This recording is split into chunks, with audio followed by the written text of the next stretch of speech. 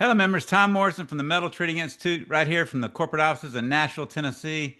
Man, I am so excited to talk about our today's subject, CMMC Certification 2.0, because I have so many people that have been asking me the last 6 months, has anybody even got the certification? And we're excited to have Zoe Rex today from Rex Heat Treat. Rex, Zoe, say hello to everybody.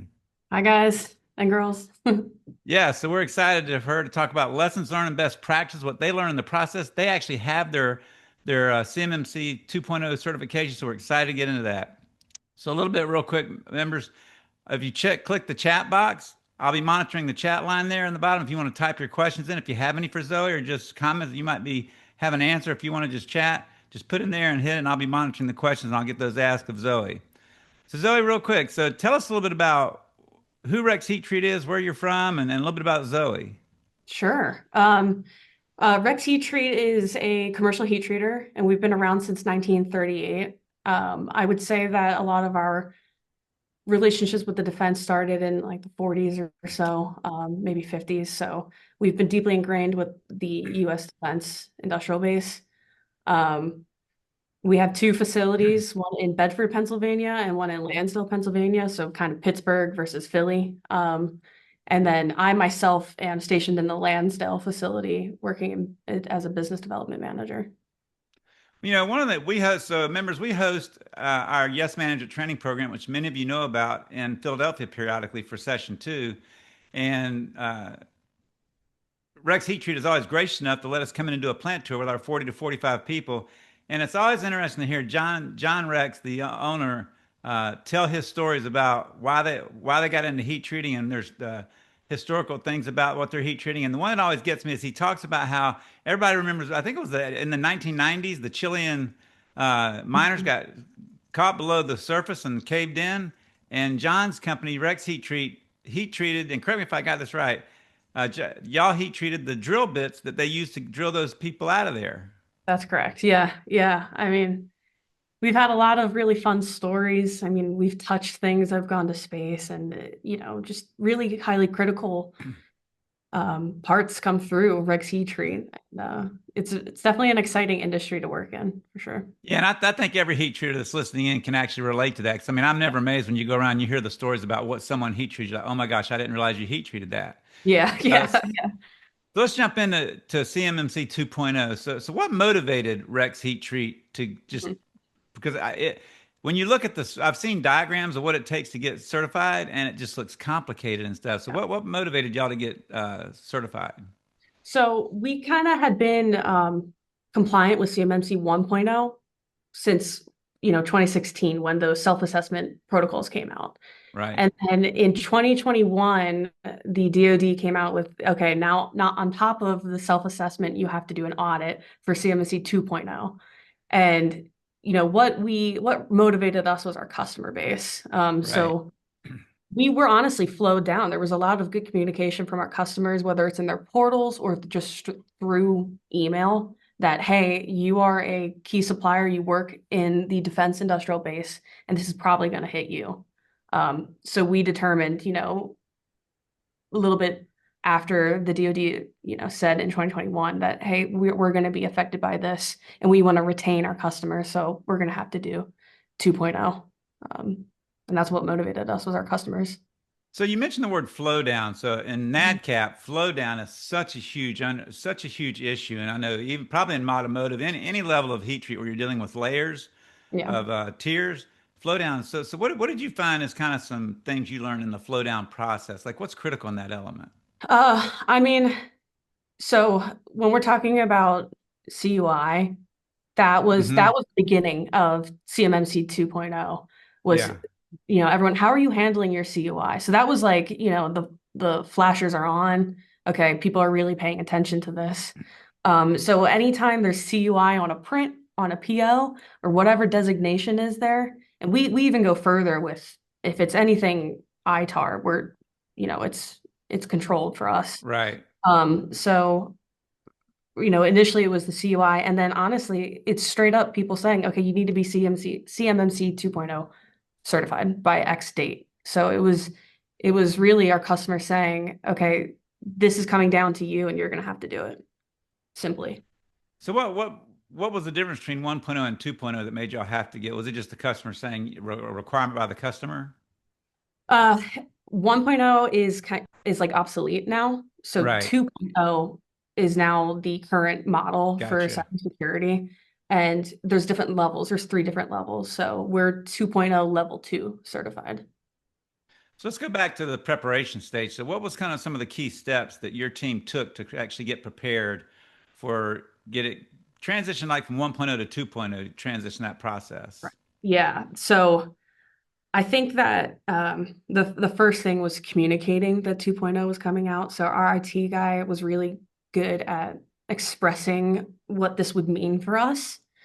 So communicating to all levels of management, and then creating a timeline or scope of what that work would be. So those were our first steps, is just spreading the awareness within our company, and then creating a timeline for getting certified as well. Right. So you said so kind of break down the timeline. How long did it take from beginning to end to get from 1.0 to 2.0?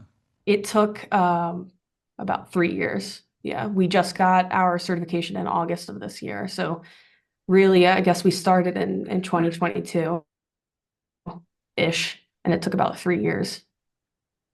So what would you say were the key people in your organization that were tuned into that process to help it move Mhm. smoothly? So our team IT guy, or sorry, our IT team, the president, the general manager, and the plant managers of both facilities.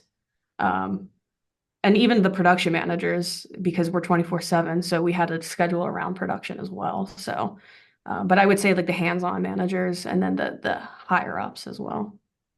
So what was a lot of the layers that went in? I mean, what did each of them do in the process? I think, and we'll get kind of into it a little bit, but really the leadership just sets the tone. So, um, having that leadership say, okay, we're doing this, we're starting it right now, and just saying this timeline that the IT team came up with, we're going to follow it. The general managers supporting them, and then the plant managers are ensuring that people are following through with, the trainings that we supply to them or other SOPs that we need to follow. Right. So like what kind of where'd you get the training from? What kind of training were you working through? So we do some mandatory online training. I Hmm. think the DoD actually supplies it. I forget the name of the company, but if you kind of look up CMMC, uh, you know, daily or monthly training or annual, Right. we used a software for that, or sorry, a system for that. So. So when you look at all the people that you used inside, were there any consultants or people you used outside to help you guide the process? Um, Not really. For in terms of starting the process, the main thing we did was look at the checklist, the Hmm. CMMC documentation checklist. So what we did is we looked at that, we created the timeline and we said, how can we achieve these? We did find it achievable. It's just we didn't feel that we needed to spend the money on a contractor, that we could just spend the money on doing the work ourselves, in Right. terms of physical hardware upgrades, server upgrades, things like that. We were able to do on our own. We do use that security awareness training. Um, Hmm. but for the most part, we didn't have any consultants. So is there any part that you looked at that you went, oh my gosh, that's going to be a super big challenge? Or was everything just pretty much 1 + 1 = 2? I mean, you follow the directions and go the path you need to go to meet the spec. You got there, or was there things that you're just like, man, this Yeah. where you got stuck at anyway? Specifically, like Rex had some pretty antiquated server stuff. I'm not like an IT person, so our server was Right. old. So our upgrades to the server were really drastic. Look here, Um, I don't think any heat treater out there has any old software. You think? yeah, right. I So, think because software's changed so dramatically the last 10 years. I'm sure. I mean, I look when we changed our association management software, where we manage all of our membership data for MTI. I mhm, waited to the last possible moment. They had to sunset the current program for us to do it because it's such a big undertaking to move yeah, data from here and import it over here and hope exactly. that it all matches up. I Exactly. totally get that. I mean, it was the server itself. It was also our cameras, our camera system. So we're talking physical security as well. Our gates. There was, in terms of the challenge, I would say was the upgrades to our security specifically, the Right. thing day-to-day security upgrades. And then, in terms of that, it wasn't like necessarily a challenge, but a surprise how much you can spend on getting compliant. There's a lot of money that can go into becoming compliant. So So, a couple of great questions here from one of our members, Stephen Bradickin. So, uh, do you know who you use for C3PAO to get audited for CMMC 2.0? And then he gave a figure. How much did you spend on the audit? You don't have to give the exact cost, but I mean, he gave a 40 to 50 grand. So, just kind of, is it above that, well above that, or below that, or how? I think it was a decent amount above that. Uh, I And don't really. does that include the upgrades you had to make to systems and Yes, yeah, stuff? that does. That includes, we're still making advancements to our security to this day. We're still investing. So I would say for the cert price, I don't know how much that was, but I could say that our upgrades in terms of our software and physical hardware was over 40 to $50,000. Wow. Um, Okay. yeah. Now And he then also asked how long did the audit itself take place? I mean, you ooh, said 3 years to comply, but what about the audit yes. itself? The audit itself, I want to say was 2 or 3 days, if not a week, like a 5 day. But we had done a pre-audit with a C3PAO prior to see kind of like what questions would they Right. ask, what are we missing in our system. So we had done a pre-assessment prior to getting the actual audit as well, which probably sped things up. So, what was the biggest things that came out of that pre-audit? I mean, were you a long ways off? What your expectations were? We were pretty on par with where we needed to be. I think you'll hear it come up a lot, but our documentation was really the failure. We needed to work on our documentation. It's similar to Right. NACAP or ISO audit. You just follow the checklist and write that into your SSP, and then hopefully it'll make the audit go smoother. So really, our documentation is what we needed to fix, along with some physical hard security stuff. Right. So, was the training that you did was that done as you were pursuing your preparation and stuff, or was that stuff that was needed to be done before the audit was completed? I think the training is part of the self-assessment. So when you Hmm. have training, it's kind of in line with the self-assessment. We had been doing the training for years. Right. But it ramped up when 2.0 was rolled out. So, how did you approach the employee training and awareness? I mean, because CMMC is all about you know cybersecurity, Mhm.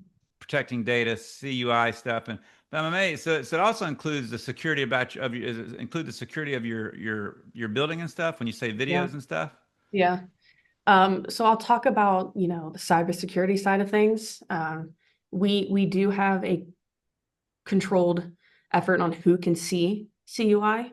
Hmm. So we are able to use our ERP system to monitor that and to ensure only the qualified people are allowed to see it. We have training for that, and then the training logs are kept as well for, okay, I did the CUI training and I did the test and I signed this. I'm now trained on this. And then with the security awareness training, the one that we use from the online source, that is, I think that's initial, and then I want to say it's monthly, Right. or like every annually rather. And then we also do some spam email tests weekly to ensure that the people who are going to get CUI are trained appropriately. So there is weekly, monthly, initial, and annual training that goes out. A spam email thing's a tight thing, man. Because I mean, it's just with AI and everything, people are getting so good. The scammers are getting so good at making their emails look just like the real deal. So I mean, what were some things you would indicate for people to keep in mind as they're starting to look at like spam training and that kind of stuff? We have I don't really, I wish I knew the technical terms. We have URL isolation point. So any external link, if we click it, it will go to an isolation, meaning that it's not hitting our server and it's Right. opening up in a secure way. Right. So I would say making sure that you have something like that where even if you do accidentally, an employee does accidentally hit that link, it won't just automatically open, or it'll ask you, "Hey, are you sure you want to open this? This is not a uh, secure sender or whatever." So, Right. So for people, one of our members, Grant, asked a great question. So for those who can view CUI, does it have to be password protected? Or, obviously it does, but can it be password or do you have to use multi-factor authentication? uh, for CUI, so the way we store it is kind of like within folders, and not just people don't have access to those folders, Right. um, and that's on the computer. In terms of our ERP, it's the same thing. So we have viewing rights that we add as a specification to that document. So if there are viewing rights, only those people with those rights can view that document. So it's not necessarily password protected unless specifically noted that it not, must be, but it's just blocked from others from seeing it. Right. Yeah, it's tied to the user's login credentials, and then just what access they have on their computer. So, me versus a guy on the floor, we don't have the same access. I have much more than they would. They don't even have access to the server. Right. So your user login obviously has a username and and passwords, but there's no Mm. multi-layer authentication that you have to be required. Uh, for CUI itself, not necessarily to log into our ERP. Yeah, there's like a Right. multi-factor. Yeah. Who determines this? Who what CUI is? Is that your The customer? owners, the engineers of Yeah. the prints, the drawings, the specifications can be CUI. So really it should be flowed by the owners of that material or spec or Right. drawing. And if there's any question, because I've heard some people say that they get stuff in and they're like, "Is this CUI or not?" And so, but if you're in doubt, you should. Are you would you say that they should always call the customer and confirm? Yeah, I would say calling is the best way. You can email as well. We also handle anything that's provided to us by the customer, unless it's specifically noted that's commercial or just don't worry about it. Then we handle it like it's CUI. Right. So, what were some of the tools and systems or resources that y'all tapped into that made the compliance process, or you had to actually put in place that you didn't have before? The security awareness training. Once again, I've mentioned that a couple times, but that Hmm. was it was more official than what we had been doing. So I would say like using a vendor or company for that, and then having that in your annual and initial training was important. Um, in terms of a tool, surprisingly enough, Word document was really important because of the documentation. Right. Um, so when we did download that checklist, the CMMC checklist for the audit, we were able to implement those questions into our Word document and just document everything.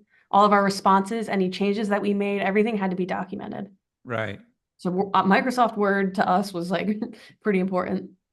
Right. But no other outside AI apps or anything like that to help push through it. No, we didn't use any outside help. Again, we did use the C3PL for the pre-audit, but they didn't necessarily like give us tips, I wouldn't say. Right. Well, I mean, that should Just be on very audit. encouraging to that should be very encouraging to everybody listening to this or who will listen to it. That I mean, a heat treater using a heat treater, you can actually get this done by yourself without a whole lot of complexities out. So, did Yeah. you find that these checklists and everything that was required was pretty point and click or easily to understand? It wasn't like because I mean, sometimes you can look at some documents on CMMC and it's just complicated. Yeah. I would say for the most part, it was pretty easy to follow. And we have a security specialist. So I think if your IT person is competent, that they'll be able to read everything and make it make sense. Um, and put it into layman's terms for the people who are handling the CUI as well. So, the checklist was pretty straightforward to us. We were able to follow it. So one of our members, John, asked you talked about people in charge of it. So when you started sitting down with your full team and going through this process in your plant, how cooperative were they, and did they really understand the significance of what's going on here?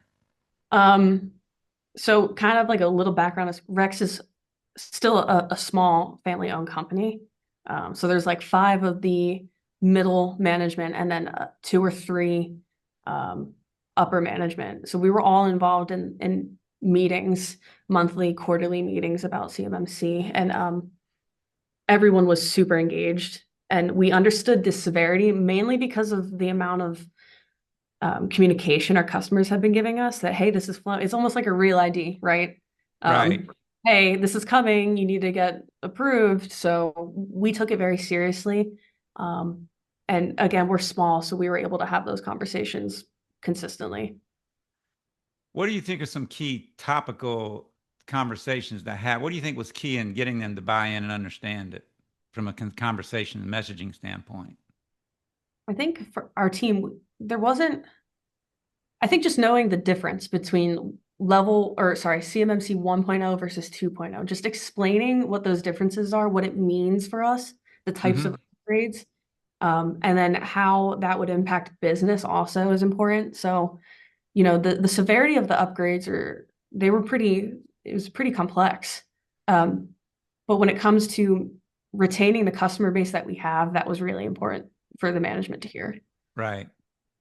So this is so Steve asked, beyond standard security awareness training, and I think you might answer this, your organization using DoD's training on CUI, or have you found a solution that provides specific CUI training for staff?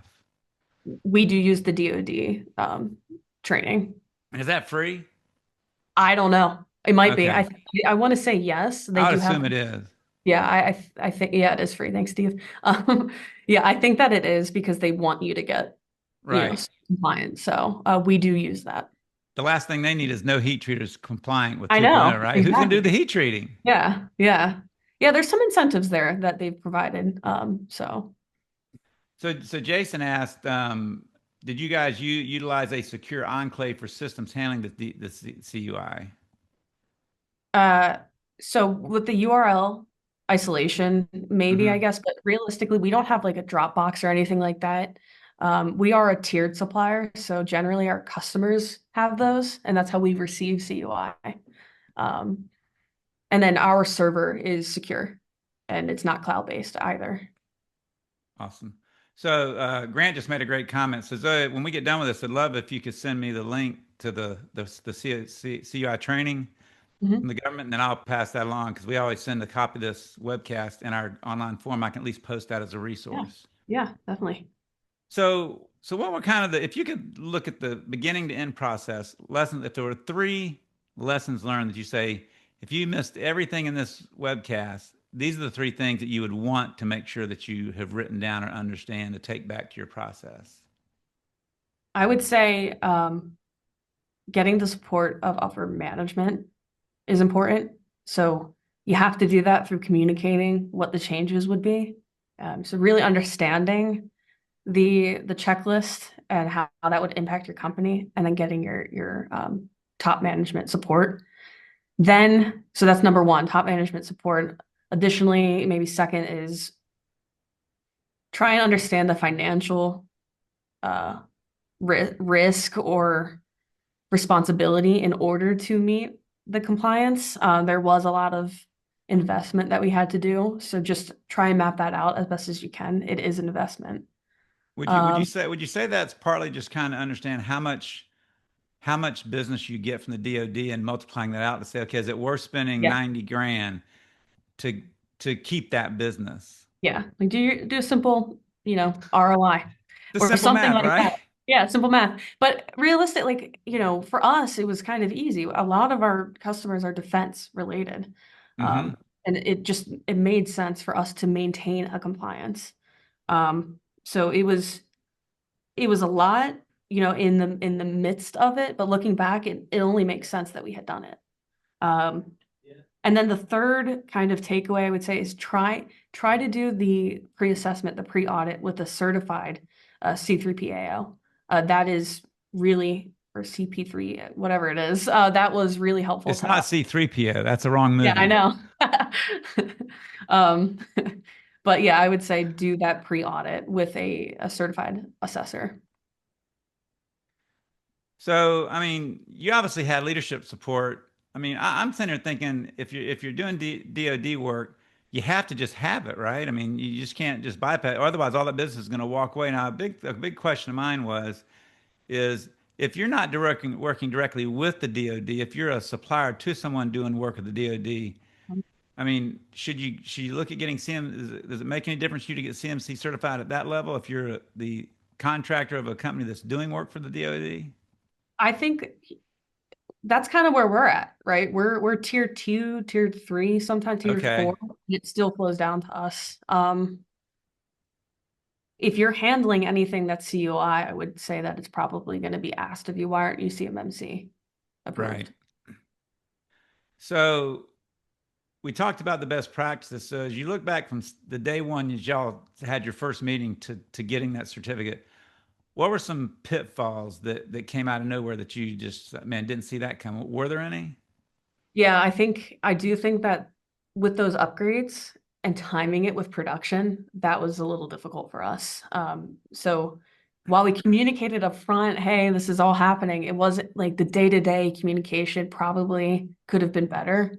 Right. And just ensuring that you don't impact hardware, your customers' parts is key. So I think that was a big challenge for us.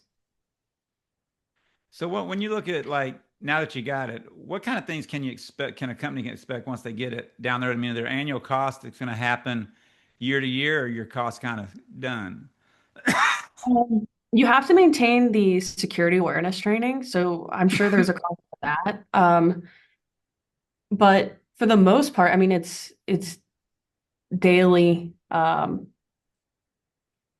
security. It's upgrading, our ERP system. It's maintaining our compliance every single day.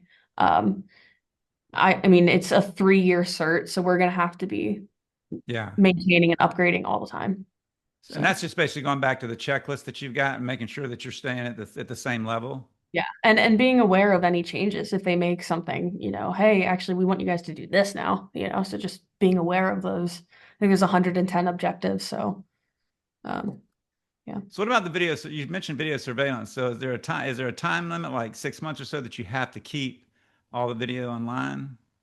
I know that our video only goes for about like 2 weeks or so. So we were able to pass the audit with a 2-week time. So one of our members in up in the Northeast, Nick, he's asking, are the requirements of CMMC 2.0 being actively flown down to your organization at this time? We've heard that from customers that there are many organizations lagging behind and requiring full compliance at this time would cause massive disruptions to the supply chain. It's the same as the real ID. They keep threatening it almost. I don't want to say threatening, but it's like, hey, this is coming. I wouldn't say that it's being flown down strictly yet. I would say that people are just happy that we're CMMC 2.0 approved, but it's not, if you aren't approved, then you can't do this. It's not there yet. Right. So, what was kind of some of the storylines or discussions that you had with your management? Was there any pushback at all? Any questions that they asked, or they just pretty much got the element? We're in the DoD business. We got to be in this. I think any pushback came from the production side because we were scared of disrupting our flow. Right. So that was probably the main thing. And then maybe some of the upgrades would also affect quality. So quality had some say too. But in terms of upper management, they just wanted to make it happen. So it wasn't Right. really any pushing from them. So you talked about disruption of flow of business and stuff. So kind of break down a little bit how y'all solve that. Um, we had to plan downtime simply. So we had to, plan for a weekend to be down, so that if we are upgrading a server, our charts don't lose communication. So things kind of just planned downtime, Right. for that stuff. Yeah. What was the most time you ever had to like plan for downtime? I And want to say how often was that? it was infrequent. I would say the average time was 1 or 2 days max. I think we did have one time when it was maybe 3 to 4 days, and that was pretty significant. But we tried to do it over a holiday. So Grant said, let's see here. Grant, if one of their own ERP, if one has their own ERP system, is regular penetration testing, simulated cyber attacks on the system to find and exploit vulnerabilities. I can understand that if one is used outside vendor, there might be but if you are the owner or creator of the ERP, just curious if there is a requirement by DoD to ensure that it's secure. Yeah, so if you're not using an outside the box ERP system, if you built your own, is there any requirements that they have that tells you that your system's got to have at least these parameters? I think you just have to follow the same 110 objectives. It doesn't really matter which ERP system you're using. Did you say 110? Yeah, 110. Yeah, Some it's a people probably hear hefty. that and go, I'm out. Yeah, I'm done. It's hefty. And then I assume that whether it's cloud-based or not, I don't know if that makes sense, but whether it's on a cloud-based kind of server or not would matter. And we're closed. We don't have a cloud. So that made Right, it easier for us. Even though we use the ERP, it's still on our kind of side. right.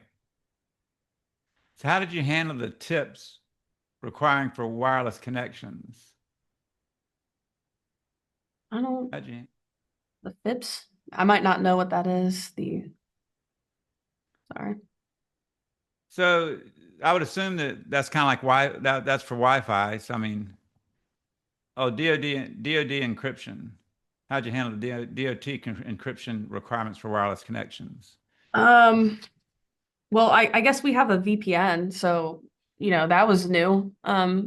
We got a VPN, and only certain computers can log into that. We have uh, Rex-owned cell phones that are uses the VPN, and we use Duo for that. So you VPN even from inside the building. Yes, you can VPN from inside the building. So, and one thing I want everybody on here that's listening in and those that see it later. So MTI has partnered with Security Fanatics, a guy named by the name of Nick Espinosa. He's working with a lot of our members around the country on CMMC certification, and he's just really a good expert at it. So we've got him that you can access. You can go out to our website at heattreat.net and look at the top, and it says Industry Support Team, and you can click that, and his information is there, or you can just email him at Nick, N-I-C-K, Nick at securityfanatics.com.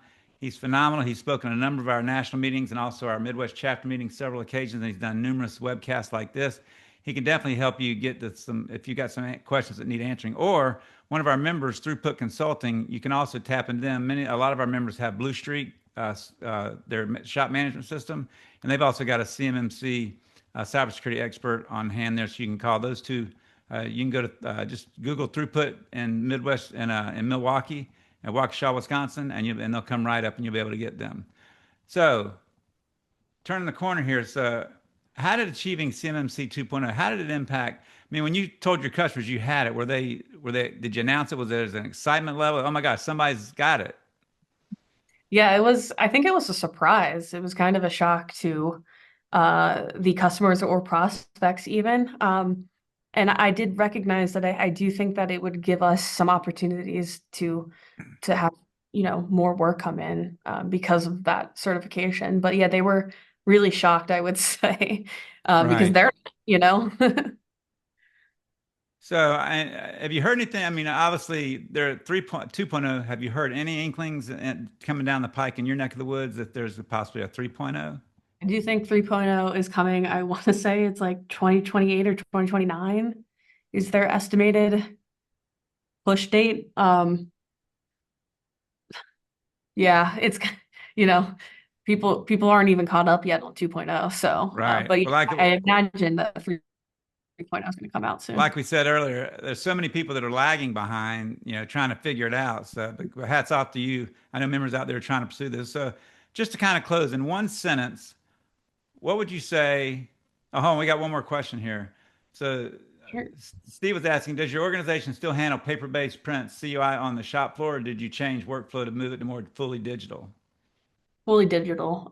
We do have customers who do send via snail mail or whatever hard copy, but we actually have, here's a fun fact, there's a CMMC 2.0 approved shredder. So we have an approved shredder that we use to shred any CUI. Um, So I heard that about a couple weeks ago, and I'm like, so the shredders that get it down to this thin is not thin enough. it's not, you have to get it, it's like multi-cut in different Right. locations and directions. So There's nothing. You can't see anything after it's done. Wow. So we do handle hardware when it's or hard copy when it's sent to us, but normally people are only sending digital, and we keep it digital. So Grant Pincos was asking, do we know how many U.S. heat treaters have achieved 2.0 certification? I'm right now. We've asked so many people around the country, and I've had heat treaters say they're asking everybody. And hats off to Zoe's team, Rex. They're the only one I know of today that is CMMC 2.0 certified. So that, as far as I've seen. So let's see. Edward is saying for clarification, are we talking about level two or CMM 2.0 versus CMM 1.0? We're currently talking about CMMC 2.0 level 2. That is where we're approved. Right. Awesome. So Zoe, to turn the corner here, in one little paragraph, what would be the lasting thought the one or two things, your lasting thoughts you would tell heat treaters that can make a difference when as they move forward from this webcast to trying to get this done? Um, yeah, I would say, you know, set the tone with your company. Set the tone. This is important. And understand that if you like to do defense related work, you're going to have to get the certification. So set the tone and get after it. That's what I would say. And so what I'd encourage everybody listening in to do is you go out to heattreat.net, our website, and click on Wallybot. That's our AI virtual assistant at the top. We've got a lot of information in our Wallybot AI virtual assistant regarding CMMC certification. And if you just type in there, I've done this before with people. If you type in there, can you give me a checklist that I need to pay attention to get CMMC 2.0 certified? And boom, it's going to print you off a checklist, and it's very comprehensive, and it's the things that you need to be thinking of as you walk down this path. So do that today. Get your team to do that. So Zoe, thank you so much for giving us an opportunity to hear from a real heat treater who's really certified and giving your best practices and lessons learned. That's great to hear. Thank you. I appreciate your time. So members, stay tuned into the webcast. We will be posting this out. You can show your team, and then I'll actually print off. I'll give the link to the training that you can get from CMMC, as well as I'll give you the link to I'll attach the document that has the best practices for you to take a look at. So be safe out there, and we look forward to seeing you again in the future. Thanks for your membership, and remember, you're not strong, you're MTI strong. Zoe, thank you very much. Thank you. Bye.